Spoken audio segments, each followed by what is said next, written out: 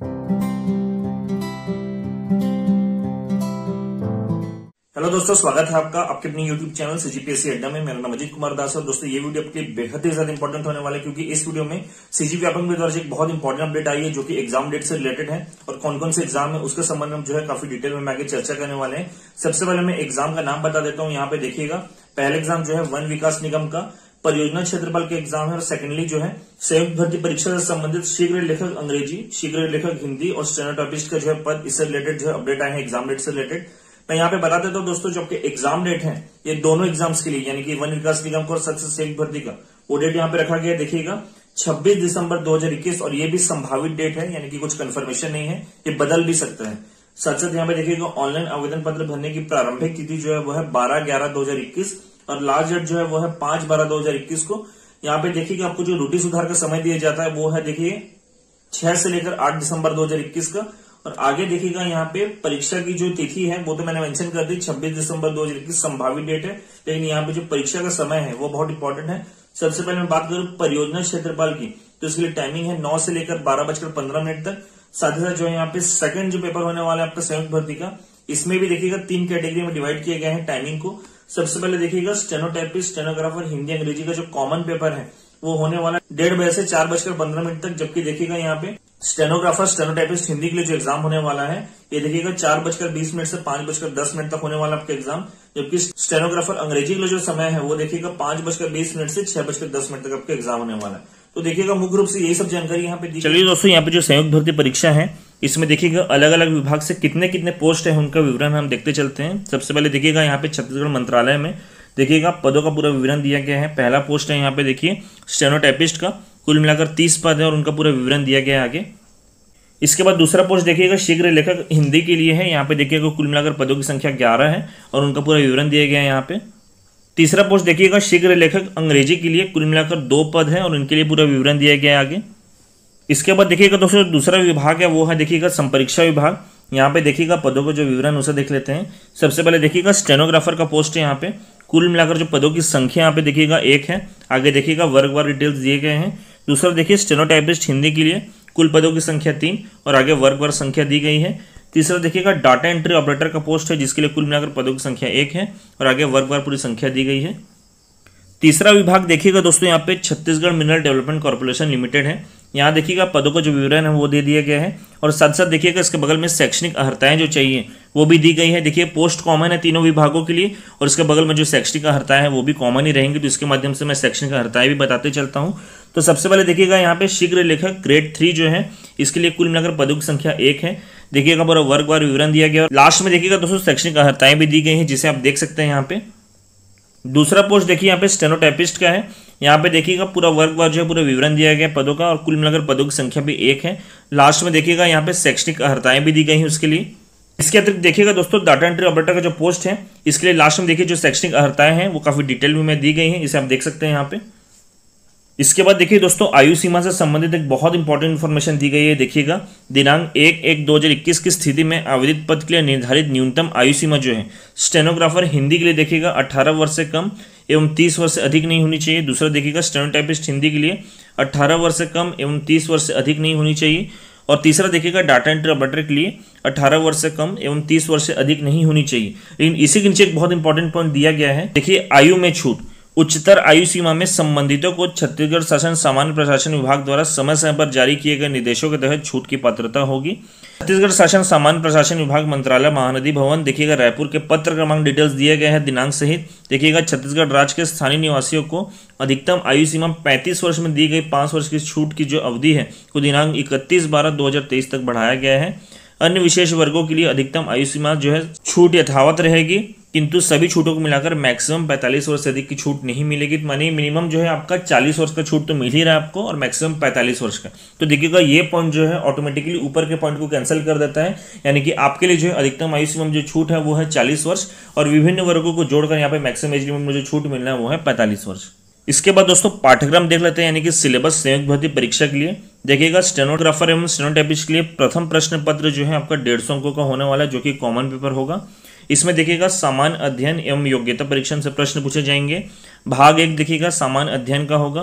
इसमें भी पहला पार्ट देखिएगा सामान्य अध्ययन का होगा और सेकंड पार्ट जो है छत्तीसगढ़ का सामान्य ज्ञान का होगा। तो उसके डिटेल्स दिए गए हैं और कुल मिलाकर यहाँ पे देखिएगा 40 अंकों का कुल 40 प्रश्न होने वाले हैं आपके। भाग 2 देखिएगा यहाँ पे कंप्यूटर का सामान्य ज्ञान जो है वो पूछा जाएगा। यहाँ पे देखिएगा 30 अंकों के कुल 30 प्रश्न पूछे जाने वाले हैं और इनका डिटेल्स दिए गए हैं आपको। भाग 3 देखिएगा दोस्तों, यहाँ पे 20 अंकों के कुल 20 प्रश्न पूछे जाने वाले हैं और उनके डिटेल्स दिए गए हैं आपको यहाँ पे। भाग 4 देखिए सामान्य गणित के जो है कुल मिलाकर देखिएगा 20 अंकों के कुल 20 प्रश्न पूछे जाने वाले हैं, तो इसके पूरे डिटेल्स दिए गए हैं, देखिए आगे। भाग 5 देखिएगा सामान्य हिंदी से जो है कुल मिलाकर देखिएगा 20 अंकों के कुल 20 प्रश्न पूछे जाने वाले और उनके डिटेल्स दिए गए हैं। इसके बाद देखिए भाग 6 जो है जनरल इंग्लिश से संबंधित है, कुल 20 अंकों के कुल 20 प्रश्न पूछे जाने वाले हैं। इसके बाद देखिएगा दोस्तों जो द्वितीय प्रश्न पत्र है वो आपका स्टेनोग्राफी जो है हिंदी से संबंधित है और उनका जो पूरा डिटेल्स दिया गया है, कुल मिलाकर 50 अंकों के कुल 50 प्रश्न पूछे जाने वाले, तो देखिए उनका डिटेल्स पूरा दिया गया आगे। इसके बाद देखिएगा स्टेनोग्राफी अंग्रेजी के लिए कुल मिलाकर 50 अंकों के कुल 50 प्रश्न पूछे जाने वाले, उनके डिटेल्स दिए गए हैं। तो देखिएगा दोस्तों संयुक्त भर्ती से संबंधित यही सब मुख्य रूप से जानकारी थी। अब नेक्स्ट भर्ती जो है उससे संबंधित डिटेल्स देख लेते हैं हम लोग। चलिए दोस्तों, अब हम जो है परियोजना क्षेत्रफल भर्ती से संबंधित जो सारे डिटेल्स हैं उसे देख लेते हैं। देखिएगा सबसे पहले जो विहित शैक्षणिक अर्हताएं हैं उनके बारे में बात करते हैं। पहला देखिए यहाँ पे उम्मीदवार के पास मान्यता प्राप्त विश्वविद्यालय या संस्था से कम किसी एक विषय में देखिएगा स्नातक की डिग्री होनी चाहिए, जिसका जो डिस्क्रिप्शन नीचे दिए गए हैं। पशुपालन तथा पशु चिकित्सा विज्ञान, वनस्पति विज्ञान, कंप्यूटर अनुप्रयोग या विज्ञान, पर्यावरण विज्ञान, रसायन विज्ञान, भू विज्ञान, बागवानी, गणित, भौतिकी, सांख्यिकी, प्राणी शास्त्र, कृषि, वानिकी अथवा देखिएगा चिकित्सा शिक्षा आयुष के किसी भी विषय या शाखा में किसी मान्यता प्राप्त विश्वविद्यालय या संस्था से स्नातक डिग्री होना चाहिए, अथवा अखिल भारतीय तकनीकी शिक्षा परिषद, भारतीय फार्मेसी परिषद, वस्तुकला परिषद के द्वारा मान्यता प्राप्त तकनीकी शिक्षा के किसी भी विषय या शाखा में किसी मान्यता प्राप्त विश्वविद्यालय या संस्थान से प्राप्त स्नातक डिग्री जिसे छत्तीसगढ़ शासन द्वारा अमान्य न किया गया होनी चाहिए। यदि इस संबंध में किसी प्रकार की विवाद उत्पन्न होता है तो छत्तीसगढ़ शासन के तकनीकी शिक्षा विभाग के निर्णय को अंतिम माना जाएगा। देखिए दोस्तों, मुख्य रूप से यही सब जो है डिटेल्स है शैक्षणिक योग्यता से संबंधित, जो कि लगभग देखा जाए तो एसीएफ रेंजर का जो था वही है, एज इट इज को छाप दिया गया है यहाँ पे। इसके अतिरिक्त देखिएगा दोस्तों यहाँ पे परियोजना क्षेत्रफल पद हेतु जो आवश्यक शारीरिक मापदंड चाहिए उनके डिटेल्स पूरे दिए गए हैं यहाँ पे, आप देख रहे होंगे आगे। इसके बाद देखिएगा परियोजना क्षेत्रफल पद के लिए जो चयन प्रक्रिया में महत्वपूर्ण निर्देश है उनका डिटेल्स है यहाँ पे। चयन प्रक्रिया देखिएगा, विज्ञापित पद पर चयन के लिए निर्धारित आवश्यक शैक्षणिक योग्यताएं जो है न्यूनतम है और इन योग्यताओं के होने से उम्मीदवार लिखित परीक्षा हेतु बुलाए जाने का हकदार नहीं हो जाता है। बहुत इंपॉर्टेंट पॉइंट है ये। इसके बाद देखिएगा इसी में पहला पॉइंट, उम्मीदवार का चयन लिखित परीक्षा एवं शारीरिक दक्षता के माध्यम से किया जाएगा। दूसरा पॉइंट, शारीरिक दक्षता परीक्षा के लिए आमंत्रित किए जाने वाले उम्मीदवारों की संख्या विज्ञापन में दिए गए रिक्त स्थानों की संख्या के लगभग 3 गुनी होगी। केवल वे उम्मीदवार जिन्हें मल द्वारा आयोजित परीक्षा में अर्ह घोषित किया जाएगा वे शारीरिक दक्षता परीक्षा के लिए पात्र होंगे। तीसरा पॉइंट देखिएगा, उम्मीदवार का चयन लिखित परीक्षा में प्राप्त कुल अंकों के आधार पर गुणानुक्रम एवं प्रवर्गवार किया जाएगा। बहुत इंपॉर्टेंट पॉइंट्स है सब। इसके बाद देखिएगा दोस्तों इसी में जो महत्वपूर्ण निर्देश उन्हें देखते हैं। देखिएगा पहला पॉइंट, व्यापम द्वारा आयोजित परीक्षा उपरांत विज्ञापन में दिए गए रिक्त स्थानों की संख्या से लगभग 3 गुना उम्मीदवारों की सूची जो है शारीरिक मापदंड या नापजोक के लिए वन विकास निगम को प्रेषित की जाएगी। दूसरा पॉइंट, शारीरिक मापदंड एवं नापजोक परीक्षा वन विकास निगम द्वारा आयोजित की जाएगी एवं शारीरिक मापदंड नापजोक में पात्र एवं अपात्र की जानकारी व्यापम को प्रेषित की जाएगी। तीसरा पॉइंट देखिएगा, व्यापम द्वारा अंतिम मेरिट सूची जारी की जाएगी तथा अंतिम मेरिट सूची की जानकारी छत्तीसगढ़ वन विकास निगम लिमिटेड को प्रेषित की जाएगी। चौथा पॉइंट देखिएगा, प्रतीक्षा सूची जारी दिनांक से 1 वर्ष के लिए मान्य होगा, यानी कि देखिएगा जब भी रिजल्ट जारी होगा तब से लेकर 1 वर्ष तक जो है वो मान्य रहेगा, तब तक आप वेट कर सकते हैं। तो देखिए दोस्तों यहाँ पे महत्वपूर्ण निर्देश में इतने इंपॉर्टेंट पॉइंट्स थे। इसके बाद देखिएगा दोस्तों निर्धारित आयु सीमा, अभ्यर्थी की आयु दिनांक 1/1/2021 को 21 वर्ष से कम तथा 40 वर्ष से अधिक नहीं होनी चाहिए। सामान्य प्रशासन विभाग द्वारा आयु के संबंध में समय समय पर जारी निर्देशों के आधार पर अभ्यर्थियों की आयु में दी जाने वाली सभी प्रकार की छूटों को सम्मिलित करने के बाद अधिकतम आयु जो है 45 वर्ष से अधिक नहीं होगी, यानी कि मिनिमम देखिएगा जो जनरल कैंडिडेट है उनके लिए 40 वर्ष और विभिन्न वर्गों को जोड़ने के बाद मैक्सिमम जो है वो 45 वर्ष का आपको एज लिमिट यहाँ पे मिल रहा है। इसके बाद देखिए दोस्तों परीक्षा अवधि जो इससे संबंधित डिटेल्स दिए गए हैं। देखिएगा चयनित अभ्यर्थी की नियुक्ति 3 वर्ष की परीक्षा अवधि पर की जाएगी तथा नियुक्त सेवकों को प्रथम, द्वितीय एवं तृतीय वर्ष में क्रमशः उस पद के वेतनमान की न्यूनतम देखिएगा 70, 80 और 90% जो है राशि स्टाइपेंड के रूप में दिया जाएगा तथा परीक्षा अवधि सफलतापूर्ण पूर्ण करने पर वेतनमान के न्यूनतम जो है पर वेतन नियत किया जाएगा। अगला इंपॉर्टेंट पॉइंट देखिए दोस्तों, शारीरिक दक्षता परीक्षा के पूर्व वांछित दस्तावेजों को प्रस्तुत किया जाना है। तो इसमें देखिएगा क्या क्या है। शारीरिक दक्षता के पूर्व निम्नलिखित प्रमाण पत्रों एवं अंक सूचियों की स्वयं अथवा किसी राजपत्रित अधिकारी द्वारा प्रमाणित प्रतिलिपियां जो है प्रस्तुत करना अनिवार्य होगा। के परीक्षण उपरांत अभ्यर्थी की अर्हता जो है इसकी जांच की जाएगी। पहला देखिएगा, आयु संबंधी प्रमाण के लिए सामान्यतः हाई स्कूल या हायर सेकेंडरी स्कूल अथवा मैट्रिकुलेशन सर्टिफिकेट अथवा तत्सम अर्हता का प्रमाण पत्र, अन्य प्रमाण पत्र नहीं होंगे। दूसरा देखिएगा, विज्ञापित पद के लिए आवश्यक शैक्षणिक अर्हता से संबंधित समस्त सेमेस्टर या वर्ष की अंकसूची। तीसरा, पद के लिए आवश्यक शैक्षणिक अर्हताओं का प्रमाण पत्र तथा देखिएगा हायर सेकेंडरी 10+2 स्कूल सर्टिफिकेट, स्नातक स्नातकोत्तर उपाधि, पंजीयन अनुभव आदि जो संबंधित पद के लिए आवश्यकता है कि स्वप्रमाणित अथवा किसी राजपत्रित अधिकारी द्वारा प्रमाणित प्रतिलिपियां होनी चाहिए। देखिएगा, अभ्यर्थी यह सुनिश्चित कर ले कि आवेदित पद हेतु वांछित आवश्यक शैक्षणिक अर्हताएं एवं अन्य अर्हताओं से संबंधित प्रमाण पत्र मंडल को ऑनलाइन आवेदन पत्र भरने की अंतिम तिथि तक आवश्यक है। बहुत इंपॉर्टेंट पॉइंट है। ऑनलाइन आवेदन करने की अंतिम तिथि के बाद की तिथि को जारी की गई उपाधि या अन्य प्रमाण पत्र मान्य नहीं किया जाएगा। तो इस डेट को ध्यान रखिएगा आप लोग। इसके बाद देखिएगा दोस्तों, परीक्षा योजना दिया गया है। परियोजना क्षेत्रफल पद हेतु पहला देखिएगा, चयन 2 चरणों में होगी। प्रथम चरण में देखिएगा व्यापम द्वारा आयोजित लिखित परीक्षा होने वाली है। द्वितीय चरण में वन विकास निगम द्वारा आयोजित शारीरिक दक्षता परीक्षण होगा आपका। सेकंड पॉइंट देखिएगा, व्यापम द्वारा आयोजित लिखित परीक्षा में देखिएगा प्रश्नों की संख्या जो है कुल मिलाकर 150 होने वाली है। प्रत्येक प्रश्न 2 अंक के होंगे, कुल अंक 300 अंक होंगे। यहाँ पे देखिएगा समय जो है आपको 3 घंटे का मिलने वाला है। बहुत इंपॉर्टेंट है ये। इसके बाद देखिएगा 2.1, परीक्षा में वस्तुनिष्ठ प्रकार का एक प्रश्न पत्र निम्नानुसार होगा। भाग 1 देखिएगा छत्तीसगढ़ का सामान्य ज्ञान, 30 प्रश्न होंगे, 60 अंक मिलने हैं। भाग 2 देखिएगा भाषा हिंदी, अंग्रेजी एवं छत्तीसगढ़ी, इसमें भी 30 प्रश्न और कुल अंक 60 होंगे।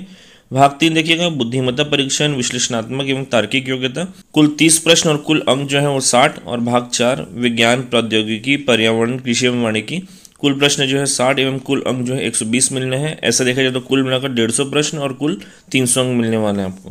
इसी में तीसरा पॉइंट देखिए, व्यापम द्वारा आयोजित लिखित परीक्षा के अंतर्गत उम्मीदवारों को प्रश्न पत्र में कम से कम 33% अंक प्राप्त करने होंगे। अनुसूचित जाति, अनुसूचित जनजाति, अन्य पिछड़ा वर्ग के उम्मीदवारों के लिए इस मामले में जो अर्हकारी अंक जो है वो 23% होंगे।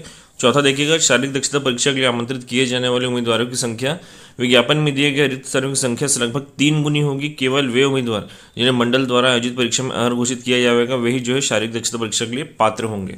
लास्ट में देखिएगा चयन सूची, उम्मीदवार का चयन लिखित परीक्षा में प्राप्त कुल अंकों के आधार पर गुणानुक्रम एवं प्रवर्गवार किया जाएगा। बहुत इंपॉर्टेंट पॉइंट्स इसमें। आगे देखिएगा यहाँ पे परीक्षा पाठ्यक्रम इनके सिलेबस दिया गया है। इसमें देखिएगा भाग 1 छत्तीसगढ़ का सामान्य ज्ञान और उसके डिटेल्स दिए गए हैं। इसके बाद देखिएगा भाग 2 जो है उसमें हिंदी, अंग्रेजी, छत्तीसगढ़ इनकी भाषा वाला पार्ट है, तो इसके भी पूरे डिटेल्स आगे दिए गए हैं। भाग 3 देखिएगा बुद्धिमत्ता परीक्षण, विश्लेषणात्मक एवं तार्किक योग्यता, इसके पूरे डिटेल्स दिए गए हैं आगे। और इसके बाद भाग 4 देखिएगा विज्ञान प्रौद्योगिकी पर्यावरण कृषि एवं वानिकी और उनके पूरे डिटेल्स दिए गए हैं।